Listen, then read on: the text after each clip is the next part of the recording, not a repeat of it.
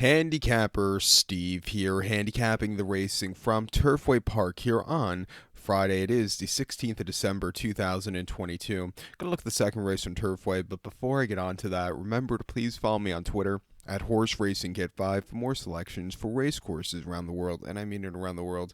Let's look at the second race from Turfway, which is a starter allowance race.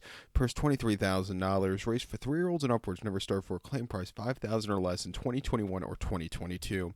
We have a field of 14 horses entered. Keep in mind only 12 could go to the main track. The distance of ground of 2,000 meters, or the distance of ground of 1.25 miles on the all-weather Tapeta surface.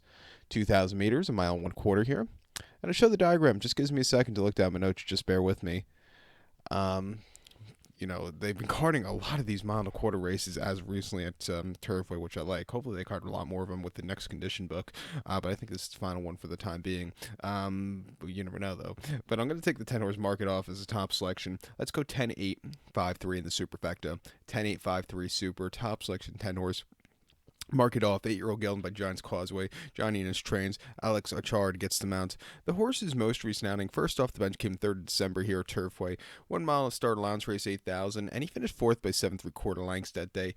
He was just a little bit wide and never really got the good turn of foot. Off the bench, he definitely needed the race. Second off the bench, back to Turfway, he's run decently in the past, going to 1.25 miles. Gonna give him a shot to victory here today. 2 back on the lawn at Belterra, 20th of September, mile 16th and optional 15. He finished second by 2.25 lengths that day. He was with the pace setters early on, but then he just kind of crumbled. It wasn't the day to win.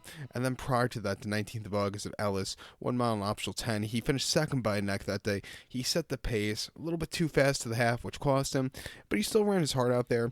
And then his most recent victory, drawn in the parking lot at Ellis on the 15th of July, mile 16th, optional 10, went by a length from a wide poster. It was a little bit wide throughout, but he got the job done. Guess what? He won 2 in a row. He won the race before at Indiana, 1 mile in the start allowance race, won by a head on the front end all throughout. A really good race.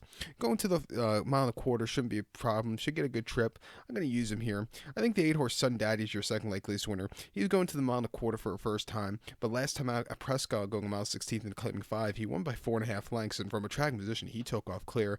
Before that was a winner going a mile and claiming 12.50 at Prescott, where he again took off clear. The longer the trip, the better. Likes running on the Tapeta at Prescott. Similar service today. I'm going to use him here in the pick 4 that begins with this race, and also the 5-horse Snake Bite. Was a winner 2 weeks ago, very, very nicely. And some of the races last season could definitely win against these horses. Likes the surface. 5-1. Let's use this one also in this very wide open race. But to recap my selection for the second from Turfway, let's take the 10-horse mark it off. We'll give kudos to the 8-horse Sun Daddy and the 5-horse Snake Bite.